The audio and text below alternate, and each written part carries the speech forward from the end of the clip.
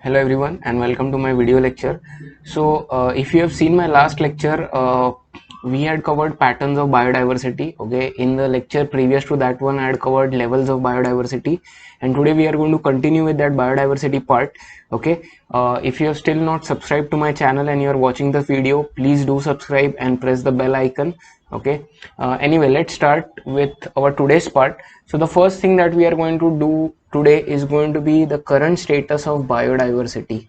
Okay, so I'm going to write down the heading biodiversity current status. All right, so we had learned about the different patterns of biodiversity in the last lecture. We had studied about the two hypotheses, right? The productivity stability hypothesis. Then we studied about the Rivett-Popper hypothesis, and we learned how biodiversity is very important for the stability of the ecosystem. And what is biodiversity? Biodiversity is basically the total number of different species present in an ecosystem, right? So now we are actually going to see how many species are present on the earth, how many species are present in India. So what is the current status of biodiversity? Okay, so first of all, if you look at the current status, okay, then in the world presently approximately 1.5 million species have been recorded. So I'm going to write that down. Okay, so if we are talking about the world biodiversity,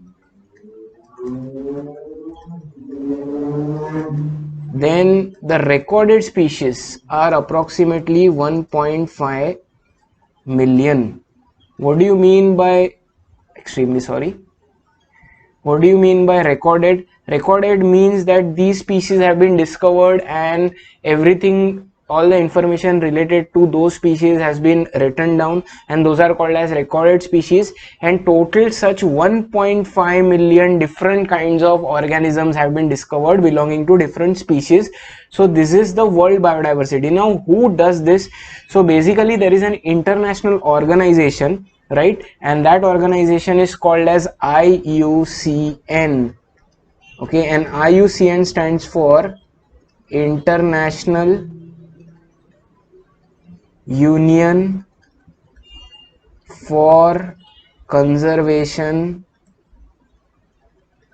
of Nature. Okay, and this is an international organization and its headquarters is there in Switzerland. So this IUCN has basically recorded approximately 1.5 million different species of everything, animals, plants, okay, all the other organisms. But the thing is this number accurate? Again, this number which is given 1.5 million, this is according to the 2004 data. Okay, so I will write down in bracket, this is when the last calculation was done, that was in 2004. So all this data is according to that calculation done in 2004. Obviously after 2004 many new species must have been formed. There is something which is called as speciation. Okay, I will write the word over here. What is the meaning of speciation? Speciation is when one species gives rise to many species. See, we have already studied that under one species there are many subspecies, if you remember. Okay, intragenic diversity, intra-specific diversity, if you remember, that is in one species there are different kinds of animals, they all belong to subspecies, right, and one of the subspecies may give rise to a new species eventually. So speciation is basically when new species are formed from the current species. So since 2004 obviously speciation must have occurred. So right now if you see the total number of species, if you see the current status of biodiversity, it will be definitely more than 1.5 million. The other thing why these numbers can change is because most of the data that has been recorded, okay, all these calculations that have been done in temperate regions. So I'm going to write it down over here. Okay, what are temperate regions or what are temperate zones? Temperate zones are the zones which are present between the tropical and the polar areas. See, tropical areas are the areas which are present near the equator. Polar areas are the ones which are present at higher altitude farthest from the equator. So between the tropical areas and the polar areas, the regions which are present, they are called as the temperate areas. Okay, and most of the biodiversity recording or study has been done in these areas. Okay, the other thing is that if you see where maximum biodiversity is present, then it is present in tropical rainforests. Okay, we have already discussed this in one of the previous lectures. So in tropical rainforest you will get maximum biodiversity of organisms. However, it is not possible to carry out studies in all the tropical rainforest throughout the forest, because most of the areas are inaccessible. It is very difficult to make studies over there. So that is why the numbers that are there over here, they are much lesser than the actual numbers. Okay, so that is about the current status. So according to IUCN, they say that approximately 1.5 million species are present right now. Is this clear? Now Robert May is one of the persons who has actually given a realistic estimate of the number of species present in the world, and according to Robert May, I will write down the name, Robert May. According to Robert May, there are approximately 7 million species in the world right now. Okay, and this is more or less a realistic number. See, many other researchers have come forward and put forward some numbers. Some of them are saying that there are approximately 20 million species, some of them are saying there are 40 million species. So there is a range between 20 to 40, but these numbers are not realistic. So a realistic number has been given by a person called as Robert May, and he says that approximately 7 million different species of plants, animals and all living beings are present right now on our earth. Is this clear? See, this is a very statistical topic that I am teaching you right now. Okay, there are few numbers which you may need to remember. Okay, these questions might be asked in entrance exams. For example, according to IUCN, what is the species number according to the 2004 report? Then you should remember that it is approximately 1.5 million. According to Robert May, what is the number? It is 7 million. Is this clear? Okay, so that is about the current status of biodiversity. Now what I am going to do is I am going to show you the different breakups of biodiversity, how biodiversity is composed of many different organisms. So I think you can see this diagram over here. There are 3 pie charts which are there in this diagram. First is known species of organisms. If you see this diagram, here basically the different kingdoms which are present, they are mentioned. So you can see that most of the organisms are belonging to animals, right? This is not based on number, please. This is based on number of species. So animal kingdom has much more species compared to the plant kingdom. I am not talking about the number of these organisms. I am talking about the biodiversity. So animal kingdom has much more species, plant kingdom in green, then fungi, then protists. Okay, and all that is there.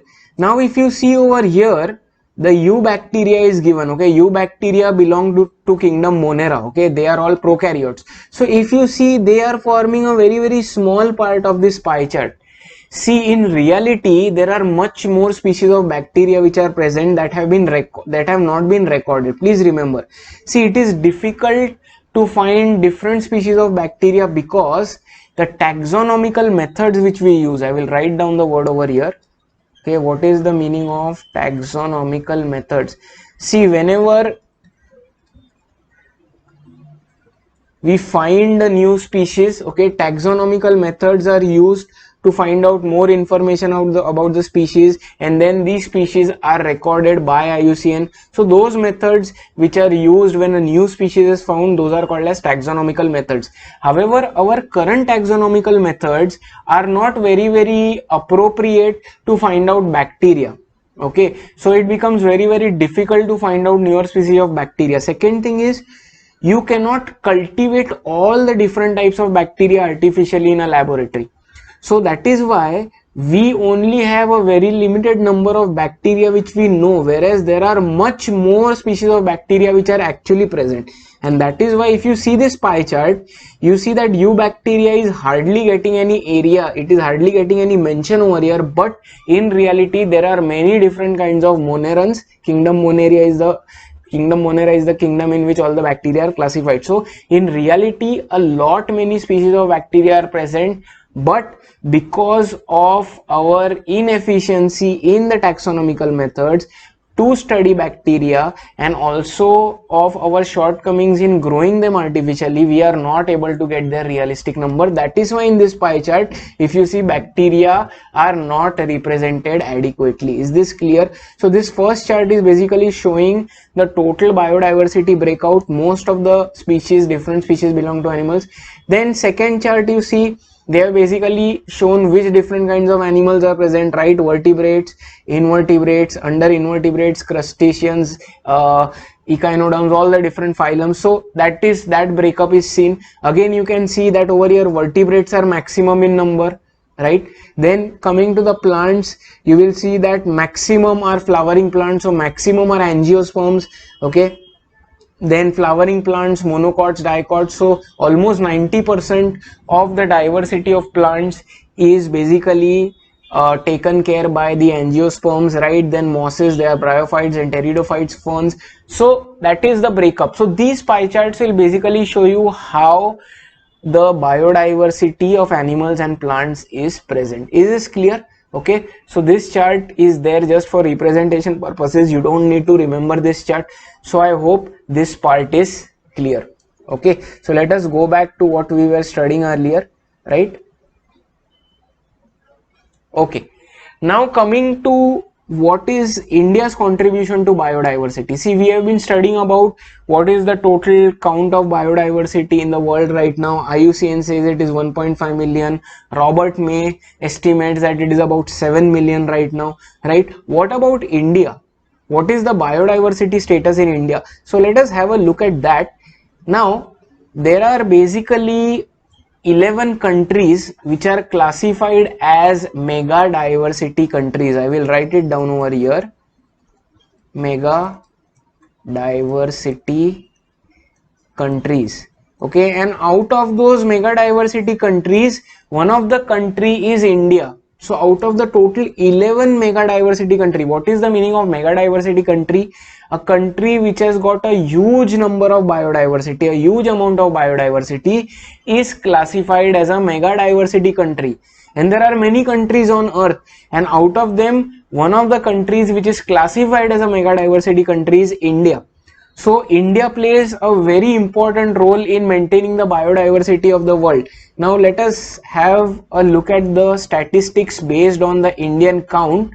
Okay, so now the total percentage, okay, of biodiversity present in India, it is approximately 8%.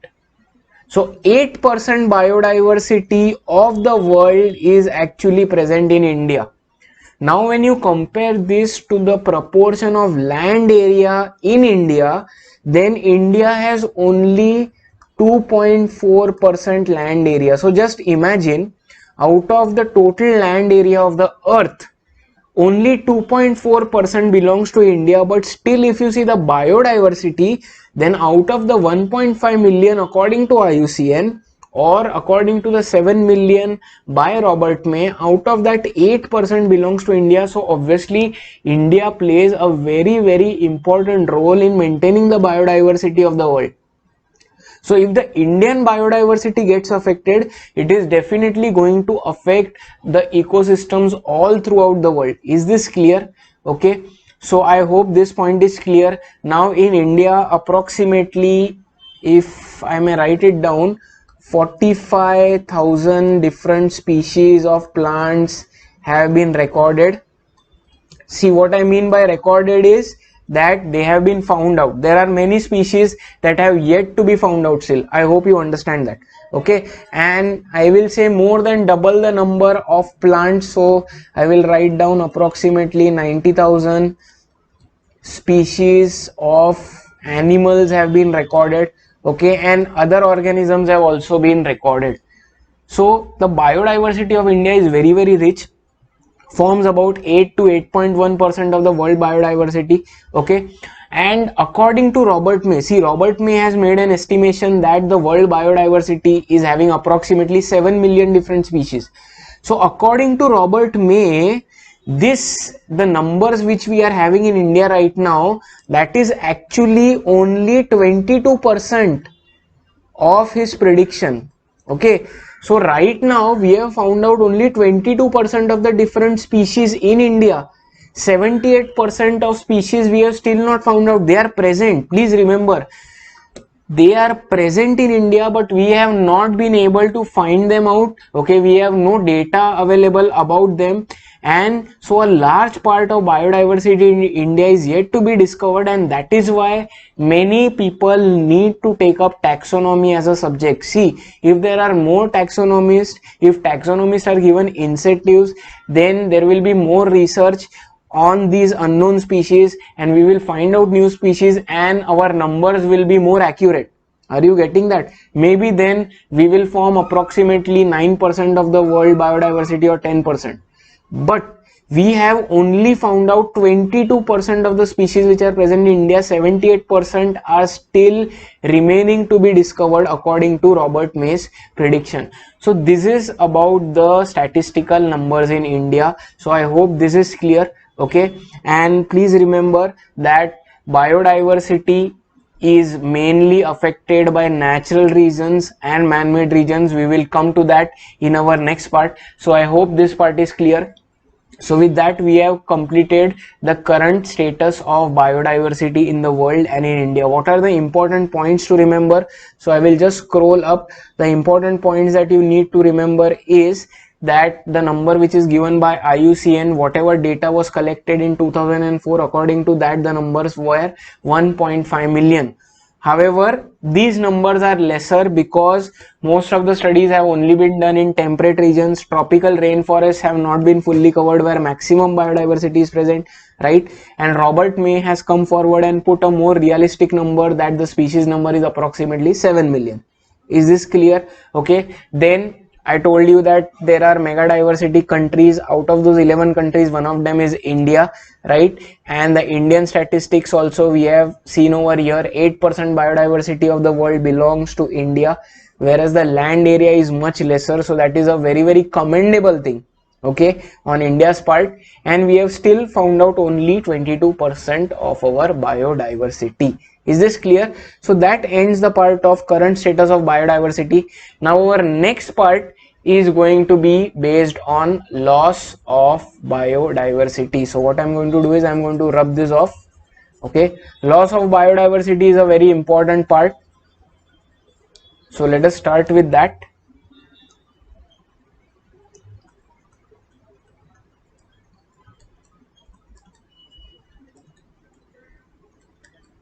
All right.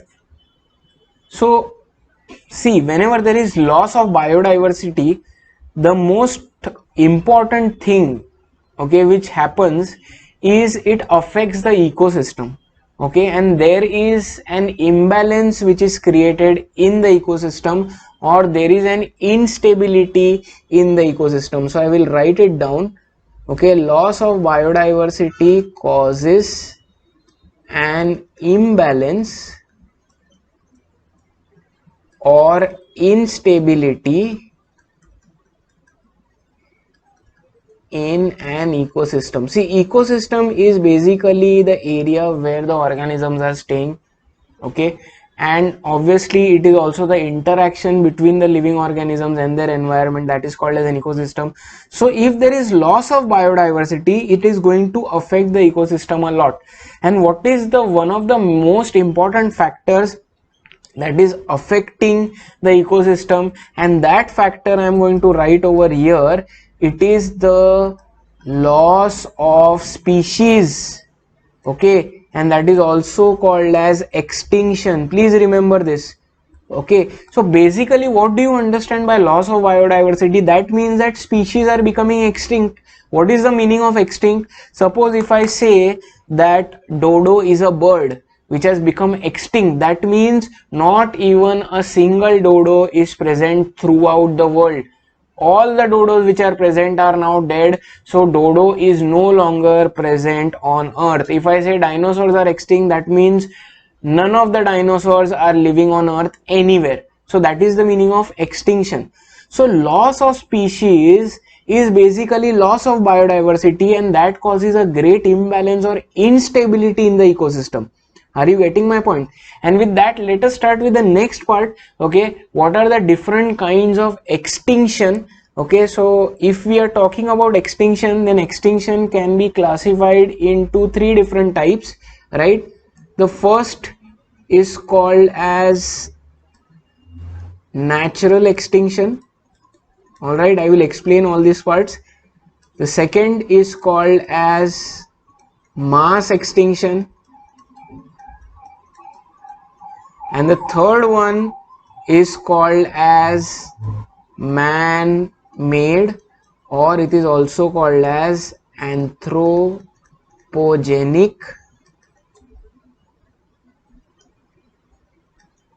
extinction. Okay, these are the three types of extinction. Now what are these three types? So first, coming to natural extinction. See, natural extinction means when a species is not able to survive on the earth. Okay, because see, the earth is having limited resources. Not all the organisms will get all the resources. You also know that there is a rule called as survival of fittest. So some of the organisms which are very weak, they will not be able to survive, and those species will fade away completely. They will die out completely. So that is called as natural extinction, whereas the nature itself is very harsh to them, and the species cannot survive, and naturally they will die out, they will become extinct. Okay, man doesn't play any role in natural extinction. It is only because of nature. Coming to the second type of extinction, which is mass extinction. So mass extinction means that many species over a period of time, they become extinct. See, mass extinction takes a lot of time. Please remember, it is not occurring in 1 month, 1 year, or certain few years. Mass extinction takes more than hundreds or thousands of years to take place. And in that entire period, slowly, one after the other, many species become extinct. That is why it is called as mass extinction. Now, mass extinction can be natural mass extinction, that is because of nature. For example, dinosaurs which died out, that was because of natural mass extinction. And mass extinction, if it is because of human beings, then it is called as man-made or anthropogenic extinction. So man-made extinction means extinction of any species because of man-made activities. Is this clear? Okay, so these are the three types of extinction: natural extinction, mass extinction, and man-made extinction. I hope all these three are clear. So mass extinction can be natural as well as man-made. Okay, now let us come to this topic of mass extinctions. So let us just scroll down. Okay, now there have been 5 mass extinctions before man came on this earth. Okay, so I will give you some data so that you can process it. So man has been on earth since approximately 4.5 million years ago. Now this data is not given in your book. Okay, when was man present on earth? I'm just telling you this so that you can understand the situation. So approximately 4.5 million years ago, human beings evolved on the earth. Okay, so we have been on the earth since 4.5 million years ago. Now before the human beings were present on the earth, there have been 5 mass extinctions. Okay, each mass extinction which is occurring over a period of thousands of years, that is classified as a single mass extinction, and such 5 mass extinctions have taken place. Okay, if you go on the internet and if you search for them, you will get the periods that these are the periods in which the mass extinctions have taken place, but they have all taken place before the evolution of man. So let me write this down: 5 mass extinctions before the advent means evolution of man. And whether you know it or not, right now the 6th mass extinction is going on. Okay, see, if I talk about the 6th mass extinction, 5 of them have occurred before 4.5 million years ago, because that is when man came. And right now the 6th mass extinction is actually going on, and it has been going on since 10,000 years. So this might be surprising to you. So since the last 10,000 years, this sixth mass extinction has been going on, and that is only because of the activities of human beings. So if you see, the number of tigers has reduced greatly, number of animals, many animals are placed in the endangered slot. What are endangered? Endangered means these animals have reduced a lot in their number and they will become extinct. So all these categories have been formed and the biodiversity has reduced a lot. And right now this mass extinction is ongoing, it has not ended. Just imagine, 10,000 years, since 10,000 years it has been taking place, the sixth one, and it has still not ended. Are you getting me? And scientists are saying that this sixth mass extinction, which has been going on for around 1,000 years, so I will write it down over here, going on since 1,000 years. Now this again, this information is not given in the book, I have just added that so that you get an idea of what we are learning. So this mass extinction is still going on. Are you getting this point? And the rate of this extinction is 100 to 1,000 times more compared to the earlier mass extinctions. So the speed at which this sixth mass extinction, which has been going on for 10,000 years, the speed is 100 or 1,000 times more. Just imagine how fast this extinction is occurring. And what is the reason? The only reason is man-made or man-related activities. So many activities are present. See, naturally, when we talk about mass extinctions, then mass extinctions can be natural or man-made. Okay, if you talk about natural mass extinction, okay, natural causes, if I write down for mass extinction, then natural causes can be, first can be forest fire, right? Second can be floods, third can be active volcanoes. So all these are natural causes of mass extinction. For example, when dinosaurs got extinct, it may be one of these reasons. Man-made causes, if we see, okay, or if I write down anthropogenic, see, anthropogenic means related to man. If we write down the anthropogenic causes of mass extinction, then there are many reasons. First of all, I will write down deforestation, then there is hunting, then there is habitat loss. Okay, so all these reasons, many other reasons are present. So all these reasons are man-made reasons, and because of that the species are reducing, they are becoming extinct. And since 10,000 years, because of man, this sixth mass extinction is going on, and its speed is 100 to 1,000 times more than the earlier mass extinctions. So just imagine the damage it is going to do to the ecosystem. And the scientists are saying that if this mass extinction rate is not slowed down, or if this mass extinction is not stopped, 50% of the biodiversity of the earth will be destroyed. Are you getting my point? 50% of biodiversity will be destroyed. So that number which is given by IUCN, just imagine if the number is 1.5 million, it will be half, or Robert May's number. And what will happen if 50% of the species on earth they die? Obviously they will include plants also. Just imagine if plants die out, where will you get food from? It is going to affect your seasons, your weather, your climate. Okay, then a vicious cycle of diseases will start, that will be called as disease cycle. New viruses will come out. All these things are going to hamper. Just imagine right now, if there is a natural calamity like earthquake or floods, we have the resources with us, that is why we can survive these calamities.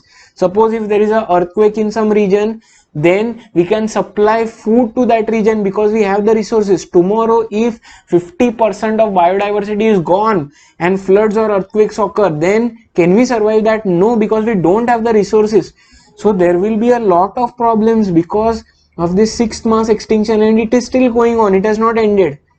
Are you getting this point? So that is why it is very, very important to control these incessant man-made activities which are destroying nature okay, which are destroying the environment and which is destroying the most important thing, that is the biodiversity or different species. I hope this is clear. Okay, so this part is about the loss of biodiversity part. So what you need to remember over here is, first of all, you need to remember what do you understand by loss of biodiversity. So loss of biodiversity means it causes an instability, okay, in the ecosystem, that is mainly due to extinction of the species. I have already told you what extinction is. Then extinction classification, three types: natural extinction, mass extinction, and man-made extinction, which is anthropogenic. Right now the sixth mass extinction has been going on since a lot of years, okay, and the rate of that extinction is 100 to 1000 times compared to the previous extinctions, and it is going to cause great damage. 50% of the biodiversity will be lost, plants will be lost, there will be scarcity of many things, there will be scarcity of resources. It is going to affect the human beings a lot. Is this clear? So that is about the loss of biodiversity. Now coming to the last part of our today's lecture, we are going to study the causes of biodiversity loss. And this is quite an important part in our today's lecture. Okay, so I will write down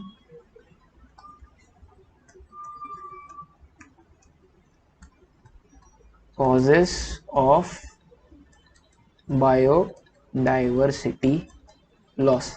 Okay, questions can be asked from this part, so please pay attention. This is the last part of our today's lecture. So there are basically four factors which cause loss of biodiversity or extinction of species, and since these are four factors, they are also called as the evil quartet. Evil quartet means there are four, so quarter, evil means they are obviously causing damage, so these are called as the evil quartet. And what are these causes? Okay, so let me just point them out. The first cause of biodiversity loss, okay, or the first factor is habitat loss and fragmentation. You have to remember these factors, okay. The second factor causing biodiversity loss, okay, that is over utilization of resources, okay. The third factor causing biodiversity loss is alien species invasion. So this is the third factor causing biodiversity loss, right? And the fourth one is called as co-extinction. So you have to remember these four factors which are causing biodiversity loss. Now let us come to all these factors one by one. Okay, the first factor is habitat loss and fragmentation. What do you mean by habitat loss and fragmentation? See, habitat is the area where organisms live, okay, terrestrial habitat, aquatic habitat. Now because of activities of man, for example land reclamation, okay, then deforestation, okay, all these activities, or pollution of water, because of these activities the habitat of living organisms is getting destroyed. So because the habitat is getting destroyed, the species, where will they survive? So they are becoming extinct. That is called as habitat loss. What is the meaning of fragmentation? See, I will just draw a diagram over here, okay.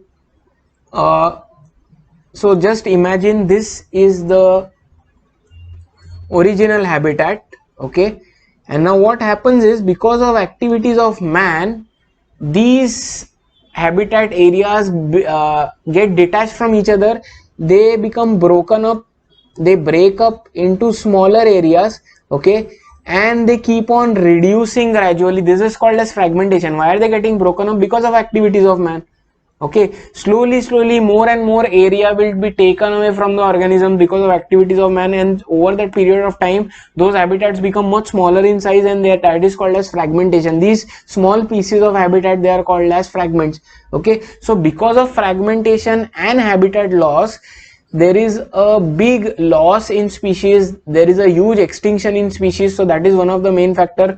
Also please remember, because of deforestation, the forest, tropical forest cover, okay, that has reduced by 6 to 14%. Just remember, 6 to 14% area of tropical forest has reduced because of areas of man, and tropical forest are the areas where maximum biodiversity is present. So obviously habitat loss and fragmentation is one of the most important factors which is causing biodiversity loss. I hope this is clear. Coming to the second factor, which is called as overutilization of resources.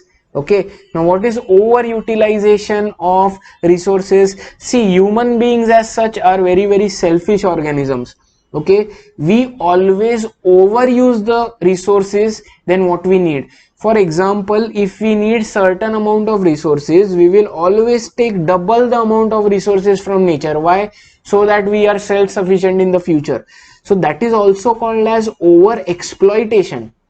See, all the other organisms or all the other species, they only take what they need. They will not over exploit nature, or they will not take more resources than required. But man always takes more resources than required, and because of that, many species have become extinct. Please remember this. Okay, I have 3 examples of species which have become extinct. I will write down their names over here.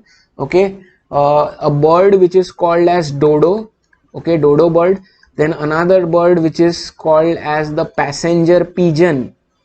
Okay, and a mammal, aquatic mammal, which is called as the Steller sea cow. So all these 3 species have become extinct because of over exploitation by humans. By the way, all these 3 organisms were used as a source of food. Okay, dodo bird was used as a source of food, so the hunting of these birds was to such a large extent that they became extinct. Passenger pigeon, see, passenger pigeon, when it was hunted, it was a very, what do you say, cheap source of meat. Okay, so even people who couldn't afford meat, they could afford the meat of a passenger pigeon. So many people, they began to hunt these passenger pigeons in huge numbers. They used to consume the meat. So even the passenger pigeons have become extinct. And the Steller sea cow, it is an aquatic mammal. Okay, that was also consumed for its meat, and because of that, extensive fishing, extensive hunting, all these organisms have become extinct. That is because of over exploitation by humans. Nowadays, if you see, there is scarcity of fish also. See, fishing is done on such a large scale all over the earth that right now there is slowly, if you see, scarcity of fishes, and after a certain point we will not have fishes for consumption. So all this is because of overutilization of resources or over exploitation by man. So I hope this is clear. So this will obviously cause a loss in biodiversity, extinction of species. The third factor which is causing biodiversity loss is called as alien species invasion or invasion of alien species. First of all, what is an alien species? So suppose if in an ecosystem there is a foreign species which has been brought, okay, that means that that new species which has been brought in the ecosystem, it doesn't belong over there. For example, just think of India. Okay, suppose if I get a foreign organism from outside India into India, then that is an alien species because it is not found in India, but I have got it in India. Now what happens is, some of these alien species which are got or brought into a new ecosystem, some of these alien species, they become invasive. Okay, I have already told you in one of the previous lectures what is invasive. Invasive means they begin to proliferate or grow to a large extent in the new ecosystem, and at the same time they cause harm to the existing species. Okay, for example, if there is an alien plant which has been brought into a new ecosystem, that new plant will proliferate or grow to a large extent, and at the same time it will consume a lot of resources, water, minerals, and it will not allow the other indigenous or indigenous organisms to grow, indigenous plants to grow. Indigenous means the organisms which are already present in that ecosystem from before. So because of that, what will happen is the indigenous organisms will die and the alien species will spread. So that is called as invasion. I hope this is clear. So I am not saying all the alien species are like that, but some of the alien species, they become invasive, that is they take control of that environment, and because of that already the species which are present in large numbers and they are already present in that ecosystem from the start of that ecosystem, they begin to die out, and that also causes extinction.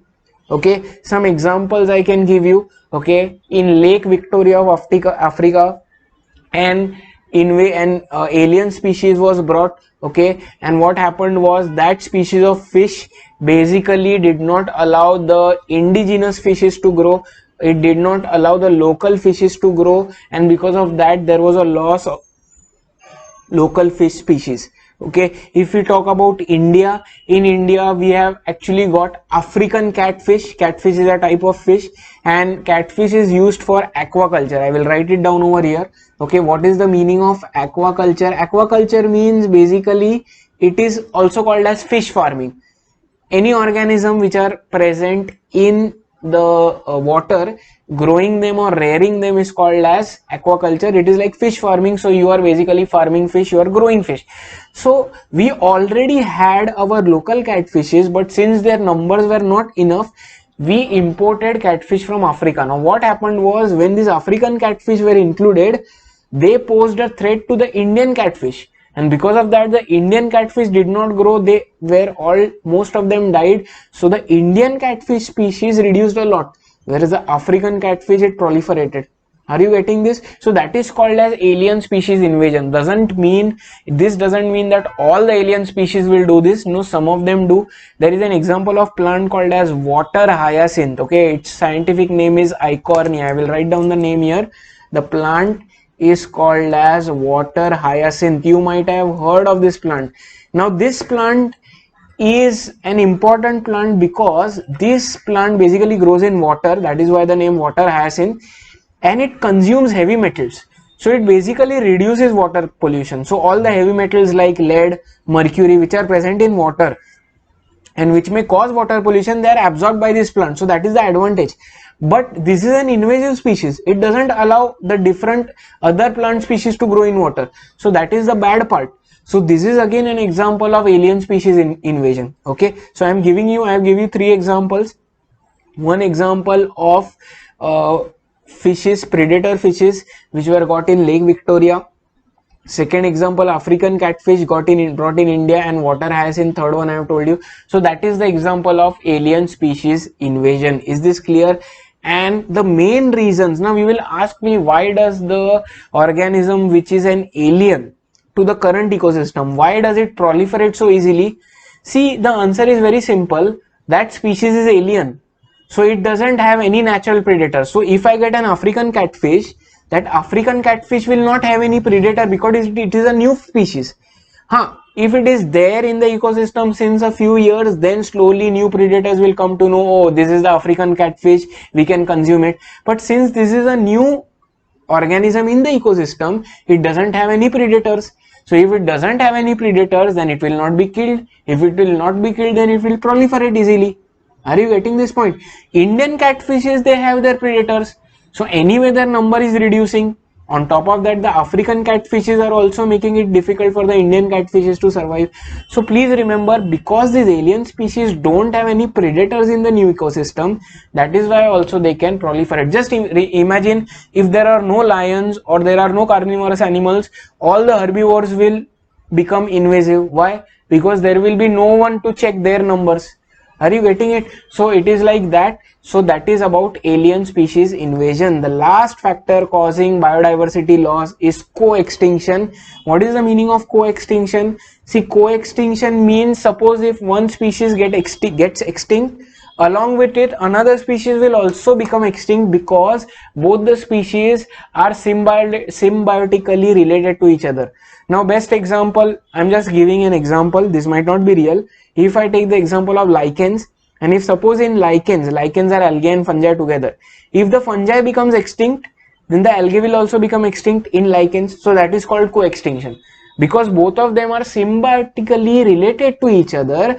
That is why one species extinction may cause another species to become extinct at the same time. That is called co-extinction. Okay, there are many fishes whose parasites, those fishes have become extinct, and because of them the parasites are organisms which cause harm to the host. Okay, so these parasites have also become extinct, and these parasites are very very economically important.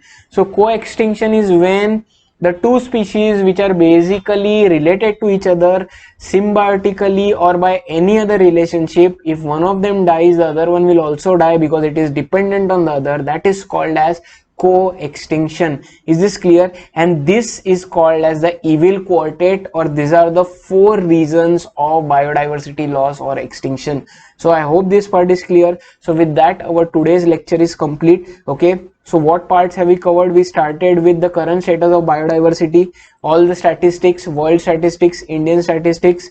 So we have done that. The second part we started was loss of biodiversity. Okay, what are the different types of extinction? We talked about mass extinctions. The 6th mass extinction is going on right now. What will happen if it continues? And finally we ended with the factors causing biodiversity loss. There are 4 factors and we studied them. So with that, our today's lecture ends. Okay, if you like this lecture, please leave in a like. Okay, click on that thumbs up button. Okay, please leave a comment. That is very very important for me, your feedback. And also, if you have yet not subscribed, do subscribe, press the bell icon, and do share these video lectures with all the friends. Okay, all your friends who study biology. Okay, thanks a lot.